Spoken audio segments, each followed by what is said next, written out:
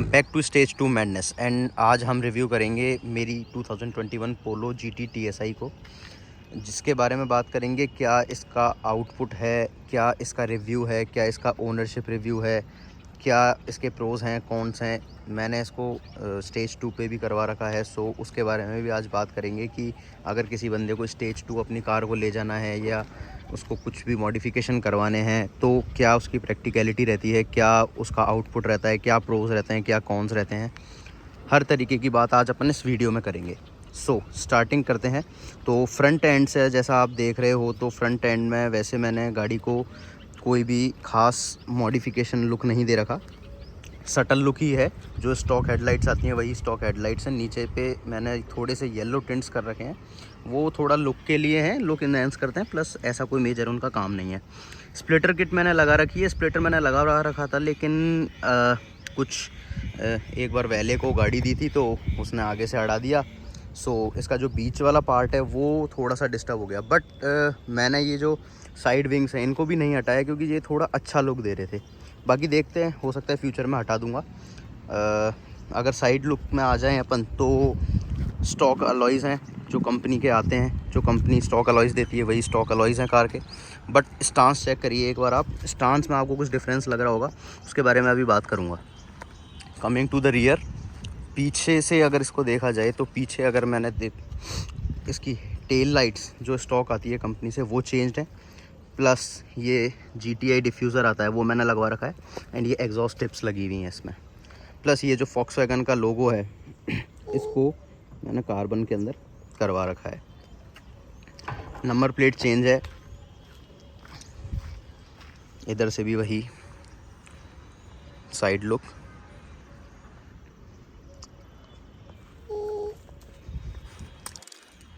सो ये तो हो गया ओवरव्यू।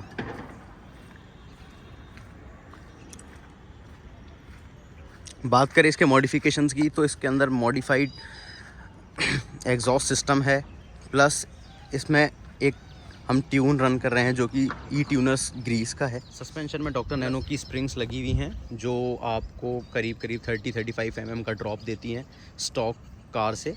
और थोड़ा सा जो सस्पेंशन है, जो स्टॉक फॉक्सवैगन का सस्पेंशन आता है उससे थोड़ी सी ये सॉफ्ट है।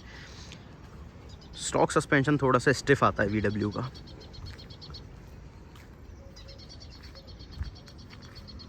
बाकी एज सच मैंने कुछ इसके अंदर कॉस्मेटिक मोड्स नहीं करे क्योंकि मुझे बहुत ज़्यादा कॉस्मेटिक मोड्स पसंद है नहीं। बात कर ले ओवरऑल गाड़ी की तो VW से आने वाली 2021 की ये 1 लीटर TSI इंजन है जो स्टॉक आपको 110 bhp पावर और 250 Nm का टॉर्क प्रोवाइड करती है कंपनी। बात करें VW की तो फॉक्सवैगन चूज़ करने का मेरा रीज़न जो था वो ऑब्वियस था। एक तो इसकी बिल्ड क्वालिटी, दूसरा इसका परफॉर्मेंस, तीसरी इसकी एंडलेस मॉडिफिकेशंस। स्टार्टिंग से मेरा जो मन था वो ये था कि भाई गाड़ी लेंगे तो VW की लेंगे और पोलो ही लेंगे, और पोलो लेने के बाद भी उसके अंदर ये सारे मॉडिफिकेशंस करवाने ही करवाने हैं। I was too obvious before purchasing this. बात करें थोड़ा गाड़ी की तो गाड़ी चलने में बहुत अच्छी है, नो डाउट बहुत परफेक्ट कार है। VW से आने वाली पोलो हर किसी की फेवरेट है, बट वही है कि थोड़ा सा जो इसका डिज़ाइन है वो काफ़ी ओल्ड है। हालांकि देखा जाए तो कंपनी ने कॉस्मेटिकली इसके अंदर काफ़ी चेंजेस करे थे, जैसे कि 2021 के अंदर ये GTI वाली किट जो है वो कंपनी स्टॉक देती थी। पहले लोगों को कोई मॉडिफिकेशन कराने होते थे तो वो GTI वाली किट उनको डालनी पड़ती थी बाहर से, तो ये कंपनी ने फिर स्टॉक ही देने लग गए। जो ये बम्पर आता है ये GTI के अंदर आता था, जो 2 डोर पोलो आती है इंडिया के अंदर। प्लस ये जो साइड वाली स्ट्रिप्स हैं ब्लैक कलर की ये जो दिख रही हैं आपको, ये भी आपको कंपनी से स्टॉक ही मिलती हैं और ये भी GTI के अंदर ही आया करती थी। बात करें थोड़ा सा इसके लुक की तो हाँ आउटडेटेड लुक है काफ़ी आउटडेटेड है, बट इट्स ओके। अब हालांकि अब तो गाड़ी डिसकंटिन्यू हो चुकी है, फॉक्सवैगन को भी समझ में आ गया कि भाई चेंज करनी चाहिए कार, सो डिसकंटिन्यू कर दी है। आप बताइए क्या लगता है आपको कि भाई पोलो की न्यू जनरेशन इंडिया के अंदर लॉन्च होनी चाहिए या नहीं होनी चाहिए, या होगी या नहीं होगी। Coming to the drive review, तो मैंने इस गाड़ी को करीब 50,000 किलोमीटर के आसपास चला दिया है इन 2 ईयर्स, अराउंड 2 ईयर्स। एंड इस कार को ट्यून अप कराए हुए और मॉडिफाई करवाए हुए ऑलरेडी मेरे को 1.5 ईयर्स कंप्लीट हो चुके हैं एंड इट्स गोइंग ग्रेट। अभी तक तो मेरी कार बहुत अच्छे से परफॉर्म कर रही है, काफ़ी मतलब literally I have no issues with this. मेरे को एक चेक इंजन लाइट का भी इशू नहीं आया है कार में आज तक, even after disturbing the engine. Engine में मॉडिफिकेशन करने के बाद भी आज तक मेरे को कार ने कभी कोई प्रॉब्लम नहीं दी, ना ही कोई इशू दिया है। तो रिलायबिलिटी अगर देखी जाए तो रिलायबिलिटी कार की वैसे अच्छी है, क्योंकि VW से आती है तो एनीवेज बिल्ड क्वालिटी एंड मजबूती तो कार में है ही। अब बात करें थोड़ा सा इसके इंटीरियर की, तो इंटीरियर में मैंने इंटीरियर के अंदर बहुत कुछ मॉडिफिकेशन नहीं करवा रखा है, स्टॉक सॉर्ट ऑफ ही है। थोड़े बहुत चेंजेस करवा रखे हैं, जैसे ये गियर लीवर का मैंने एक कवर लगा रखा है जिससे गियर लीवर पे स्क्रैच ना आए। प्लस ये सीट बेल्ट के जो कुशन होते हैं वो मैंने लगवा रखे हैं दोनों साइड। सीट कवर जो है वो स्टॉक कंपनी से आते हैं, वही हैं। मैटिंग वैटिंग थोड़ा बहुत है। प्लस ऑडियो के लिए मैंने जो है इसके अंदर पीछे एक बेस बॉक्स लगा रखा है। बहुत बड़ा जो मैं हूँ फ़ैन नहीं हूँ कोई साउंड का, तो छोटे मोटे जो थोड़ा बेस अच्छा आ जाए। अच्छा, इसके स्टॉक जो स्पीकर्स हैं वो भी काफ़ी अच्छे आते हैं VW के कंपैरेटिवली बाकी इस सेगमेंट की कार से, तो वही है। बाकी देखा जाए तो ओवरऑल कार बहुत अच्छी है। किसी को भी अगर अभी आज भी सेकेंड हैंड मार्केट के अंदर परचेज़ करनी है और जिसका ड्रीम है कि भाई मॉडिफाई करवाने हैं कार को या फिर स्टॉक भी चलानी है, तो बहुत अच्छी कार है। एंड देखा जाए तो अभी भी कुछ पुराना है नहीं इसके अंदर। अगर आप थोड़ा सा एक्साइटमेंट चाहते हो या थोड़ी सी आपको पावर अच्छी चाहिए, वैसे भी स्टॉक पावर अच्छी आती है कार में। अगर आपको और अच्छी पावर चाहिए कार के अंदर तो आप इसको ऑब्वियसली ट्यून करवा सकते हैं एंड अच्छा खासा चला सकते हैं। बात करें पीछे वाली सीट की, तो प्रैक्टिकलिटी इस कार के अंदर वैसे तो है नहीं, बट ये मॉडिफिकेशंस करवा के मैंने जो है और भी इसकी प्रैक्टिकलिटी कम कर दी है। रीज़न बीइंग कि पहले ही 2 जनों की इसमें स्पेस नहीं है, ईज़िली बैठ नहीं सकते, स्पेस बहुत ज़्यादा कम है। मतलब नॉर्मल हाइट का बंदा इसके अंदर पीछे, मतलब 4 बंदे नॉर्मल हाइट के इसके अंदर नहीं बैठ सकते, पीछे वालों को कंजस्टेड वे में ही बैठना पड़ेगा। प्लस सस्पेंशन अगर देखा जाए तो सस्पेंशन इतना ज़्यादा लो है कार का कि वैसे भी मैं 2 बंदों से ज़्यादा इसके अंदर बैठाता नहीं हूँ। ये देखिए आप, मतलब लिटरली मेरी 2 उंगलियाँ भी इसमें ढंग से नहीं जा रही। मतलब स्ट्रेट अगर मैं घुसाना चाहूँ तो मेरी एक ही उंगली जाएगी। सस्पेंशन इतना ज़्यादा लो है इसका। सस्पेंशन लो कराने का रीज़न मेरा ये था कि एक तो मुझे कार के अंदर ऑब्वियसली स्टांस चाहिए था। कार का जो स्टांस है वो बहुत क्रेज़ी आता है लोअरिंग के बाद। प्लस दूसरा जो है कि फास्ट रन, मतलब जब कभी भी आप कार थोड़ा फास्ट ड्राइव कर रहे हो तो एक स्टेबिलिटी बहुत अच्छी स्टेबिलिटी हो जाती है कार की। लिटरली मतलब आपका 1% भी कहीं पे भी कॉन्फिडेंस लूज़ नहीं होगा क्लोज कट्स लेते टाइम भी। अगर आप बहुत शार्प कट ले रहे हैं या शार्प आप गाड़ी को टर्न कर रहे हैं तो आपका कॉन्फिडेंस जो है बिल्कुल लूज़ नहीं होगा। स्टॉक सस्पेंशन भी पोलो के बहुत अच्छे आते हैं, VW के बहुत अच्छे आते हैं, गाड़ियाँ हाई स्पीड पे भी चिपक के चलती हैं। बट इससे ये मान लीजिए कि आप 50% और आपको जो है गेन मिल जाएगा। दूसरी रीज़न डॉक्टर नैनो की ये जो स्प्रिंग्स मैं यूज़ कर रहा हूँ, इन्हें यूज़ करने के बाद मेरे को ये पता चला कि भाई जो अपना स्टॉक सस्पेंशन आता है VW का, उससे ये स्प्रिंग्स 30-35% सॉफ्ट है। मतलब इससे आप अगर आप स्टॉक कार चला रहे हो और इसके बाद में अगर आप ये वाली कार चलाओगे तो आपको धचकों पे या जो स्पीड ब्रेकर्स हैं या थोड़ी सी ऊबड़ खाबड़ रोड है वहाँ पे ये वाला सस्पेंशन स्टॉक से थोड़ा सा सॉफ्ट है, आपको स्टीयरिंग पे फील नहीं होगा।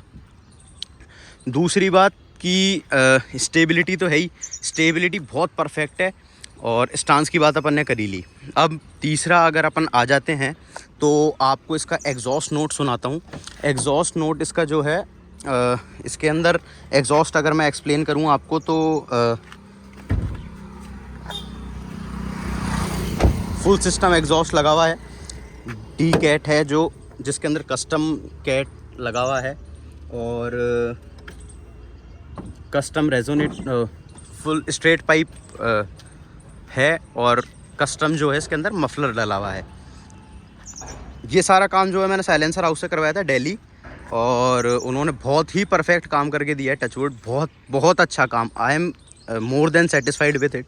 और इतना परफेक्ट इसका जो एग्जॉस्ट अभी तक, मतलब कोई भी डिस्टरबेंस नहीं है, कोई भी क्लिप इधर उधर नहीं हुई, कोई भी अजीब वो करीब कोई आवाज़ें जो आती हैं वो नहीं है। तो रिकमेंडेड हमेशा वही रहेगा कि भाई अगर आप कुछ इस तरीके का काम अपनी कार में करवा भी रहे हैं तो बिल्कुल जेन्युइन जो सोर्स है उनसे करवाएं आप।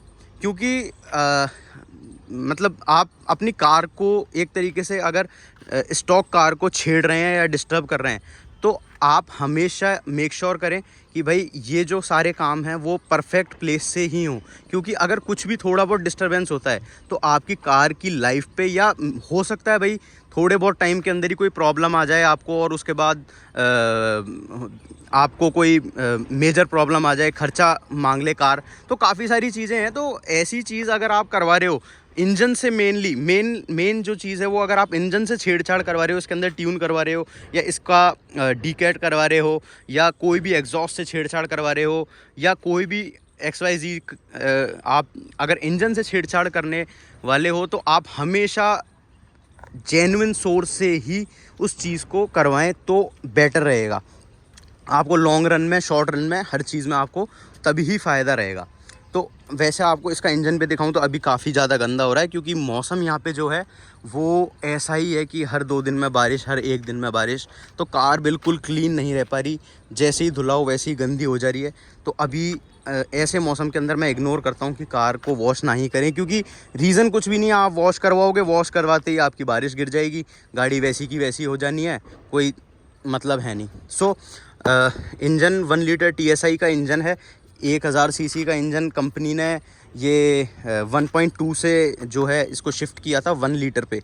प्लस अच्छा, 1 लीटर पे शिफ्ट करने के बाद में इसमें पहले सिंगल ओवरहेड कैन इंजन आता था, अब इसके बाद इसके अंदर डुअल ओवरहेड कैन कर दिया था।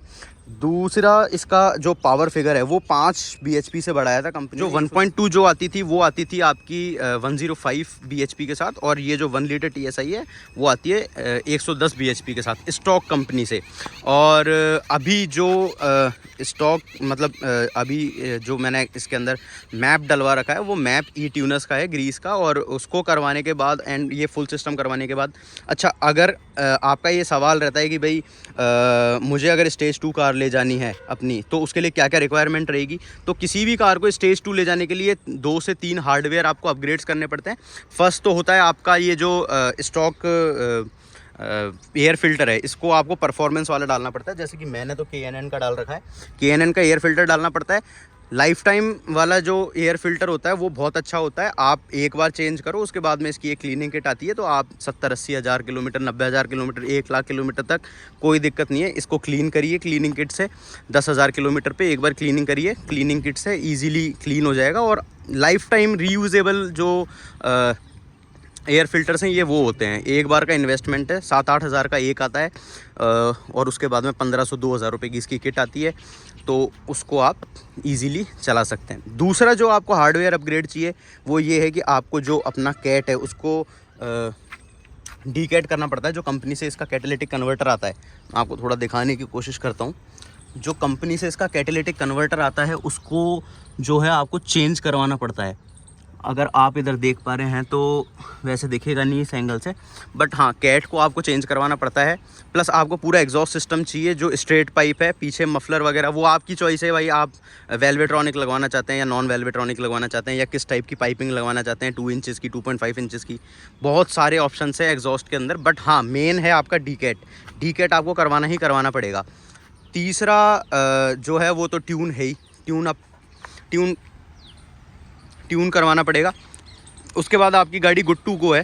बट मैं जो रिकमेंड करता हूँ वो ये करता हूँ कि भाई अगर आप ये 2-3 हार्डवेयर अपग्रेड करवा रहे हो, अगर आप अपनी गाड़ी का पावर फिगर बढ़वा रहे हो या ये सब करवा रहे हो, तो आपको 2 चीज़ें और मेन है। एक तो इसका सस्पेंशन की स्टेबिलिटी आपको चाहिए, रीज़न बीइंग कि अगर आपकी कार 40% 30% ज़्यादा गेन पे है, भाई अगर आपकी कार स्टॉक से ज़्यादा पावर प्रोड्यूस कर रही है, ज़्यादा पावर में उठ रही है, तो आपको उस टाइम पे एक चाहिए होती है एक अच्छी स्टेबिलिटी कार के लिए, क्योंकि आप वो जो पावर है उसको आप कंट्रोल नहीं कर सकते बिना इस चीज़ के। दूसरी आपको जो चीज़ चाहिए वो चाहिए इसकी ब्रेकिंग। तो ब्रेक्स के अंदर मैंने इसके अंदर EBC के ब्रेक्स डाल रखे हैं, येलो स्टफ ब्रेक पैड जो आते हैं वो डाल रखे हैं, और वो बहुत ही मैंडेटरी हैं, क्योंकि स्टॉक ब्रेक्स जो हैं वो VW के बहुत ही वाहियात हैं, बहुत ही ज़्यादा वाहियात। तो वो स्टॉक कार को भी नहीं रोक पाते हैं एक तरीके से, तो वो आपको अपग्रेड जो है वो करना ही पड़ेगा। तो आ जाते हैं अब इसका जो स्टेज 2 के बाद जो परफॉर्मेंस है वो सिटी के अंदर कैसी है, हाईवे के अंदर कैसी है। तो अगर उस चीज़ का मैं आपको रिव्यू दूं तो 1.5 साल से मैं स्टेज 2 पे इस कार को चला रहा हूं, मतलब जो स्टॉक कार होती है उससे 40% गेन पे जो गाड़ी है वो चल रही है। तो अगर मैं आपको एक जेन्युइन ओनरशिप रिव्यू दूं, अगर आपको समझने के लिए चाहिए, तो भाई सिटी के अंदर इस गाड़ी में कोई भी प्रॉब्लम नहीं है। और दूसरा हाईवे पे तो मज़ा आता ही है ऑब्वियसली, बट हाँ लोअर करवाने के बाद, अगर आप लोअर नहीं करवा रहे हो तो कोई प्रॉब्लम नहीं है, बट लोअर करवाने के बाद में 4 बंदे अगर आप बैठा के चल रहे हो तो आपको बहुत ज़्यादा परेशानी आने वाली है। आप जेन्युइनली गाड़ी की जो प्रैक्टिकलिटी है वो बिल्कुल ख़त्म हो जाएगी, बिल्कुल ख़त्म हो जाएगी। एक तरीके से ये 2 सीटर कार ही कंसीडर होगी, क्योंकि उसका रीज़न ये है कि भाई अगर 2 बंदे पीछे बैठते हैं, 1 बंदे पीछे भी बैठते हैं, तो वो सस्पेंशन जो है पीछे वाला वो और ज़्यादा नीचे दब जाएगा। और गाड़ी जो है मतलब आप बम्पीनेस पे भी मतलब गाड़ी ऐसा लगेगा जैसे भाई पीछे से हल्की हल्की जो टच हो रहे हैं, क्योंकि आप रीज़न देखिए। तो अगर देखा जाए तो ये जो फेंडर लाइन है और टायर है इसके अंदर बहुत ज़्यादा डिफरेंस नहीं है, मतलब थोड़ा सा ही डिफरेंस है। तो अगर इसके अंदर कोई बैठता भी है, जैसे ही कार के अंदर कोई बैठेगा तो ये जो आपका बॉडी है वो और क्लोज आ जाएगा टायर के, एंड ये जो फेंडर लाइन है अंदर की इसका हल्का हल्का सा साउंड आता है टच करने का, आपको वो फील हो जाएगा। तो वो चीज़ प्रैक्टिकलिटी बिल्कुल ये मान लीजिए कि 2 सीटर कार ही कंसीडर होगी इस सेंस के अंदर। और अगर आप सिटी में इसको चला रहे हो स्टेज 2 पे, अगर आप अकेले हो बंदे चलाने वाले, तो आपको काफ़ी मज़ा आने वाला है। बट हाँ थोड़ा थोड़ा किसी जगह पे कभी कभार लगता है कि भाई इसकी पावर जो है आप सिटी के अंदर कंट्रोल नहीं कर सकते, गाड़ी बहुत तेज़ पिकअप उठाती है, और मतलब लिटरली इसके ब्रेक्स को छोड़ते ही कार लिटरली ब्रेक्स को छोड़ते ही चालू हो जाती है। ये आप मतलब ऑटोमेटिक कार में बेसिकली होता है कि भाई आप पार्किंग पे से जब ड्राइव पे करके ब्रेक छोड़ोगे तो कार 1 सेकंड 2 सेकंड का पॉज लेती है। ये बिल्कुल पॉज नहीं लेती, ये ईगर रहती है भागने के लिए। मतलब द मोमेंट आपने इसको ड्राइव में डाल के ब्रेक हल्का सा भी छोड़ दिया तो ये बिल्कुल यूँ मान लीजिए जंप करेगी एकदम भागने के लिए। तो कभी कभार बम्पर टू बम्पर ट्रैफिक में इसको चलाना इसलिए मुश्किल होता है। प्लस दूसरा क्या है कि काफ़ी डर भी लगता है कि भाई कोई अगल बगल से अड़ा ना दे। रीज़न बीइंग भाई कार का है बंदा समझ सकता है कि उसको अपनी कार की कितनी ज़्यादा परवाह होती है कि भाई आसपास कोई बंदा अड़ा ना दे कार को। अब आ जाते हैं भाई, आपके मन में सबसे पहला सवाल आएगा स्टेज 2 कार जिसकी पावर 30, 35, 40% बढ़ी हुई है, तो भाई एवरेज क्या देगी। मेन प्रैक्टिकल क्वेश्चन तो यही है कि भाई एवरेज क्या देगी। एवरेज मैं आपको इसका बताऊं, मैं 2 साल से 1.5 साल से 2 साल से चला रहा हूं, तो वैसे भी देखिए पेट्रोल कार्स का इतना कुछ हाई एवरेज होता नहीं है। 12-13 का अगर सिटी में दे दे तो वेल एंड गुड है, हाईवे पे 16, 17, 18 दे दे तो बहुत अच्छा है, बहुत ही अच्छा है। और VW का तो वैसे भी आपको पता है कि भाई कोई अपने बहुत ज़्यादा एवरेज एसोसिएटेड कार नहीं होती हैं जो। बट अगर बात करें स्टेज 2 कार की, और इसको अगर आप ढंग से चलाएंगे, अगर आप इसको ज़्यादा रेव नहीं मारेंगे या ढंग से एवरेज निकालते हुए अगर आप हाईवे पे भी अगर जा रहे हो 70 की स्पीड पे, 80 की स्पीड पे, 90 की स्पीड पे क्रूज़ करते हुए अगर आप कहीं लॉन्ग रन में जाओगे तो आराम से ये आपको 16-17 का एवरेज दे देगी, ईजीली दे देगी। मैंने लिटरली नहीं निकाला हुआ है, लिटरली आप विश्वास नहीं करोगे, मैंने इससे 20 का भी एवरेज निकाला हुआ है इस सेटअप के अंदर। आप अगर विदाउट एसी एंड 70 पे क्रूज़ करते हुए लेके जा रहे हो कार को। उस टाइम पे सर्दियों के टाइम थे तो मैं एसी नहीं चला रखा था एंड मैं 70 पे मैंने इसका क्रूज़ सेट कर दिया था। लिटरली इस सेटअप के साथ कार ने मुझे 20 का एवरेज दिया है and it's not a joke. अगर आप इसको थोड़ा सा रेस्ट चलाएंगे तो आप जो है इसका एवरेज आपको पता ही है भाई, स्पोर्ट्स मोड के अंदर आप चलाओगे तो 5-6 से ज़्यादा का ये एवरेज देती नहीं है, साफ सीधी बात है।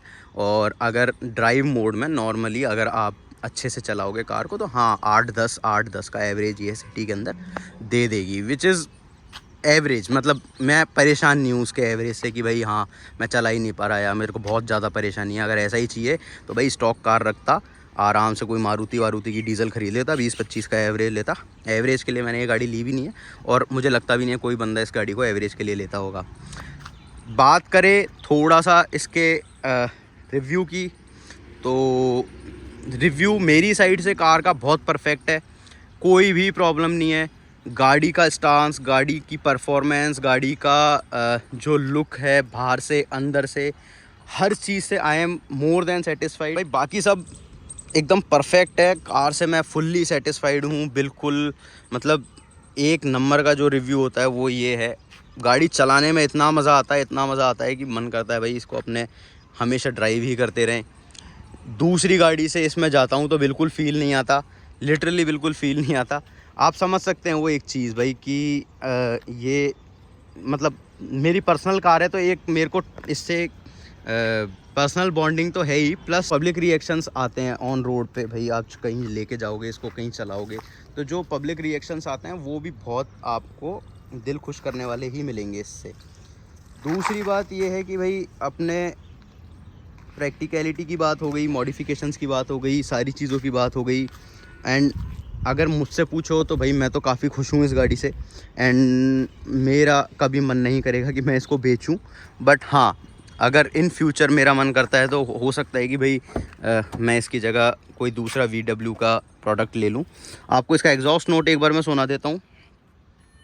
एग्जॉस्ट नोट कैसा है, फोकस करिएगा।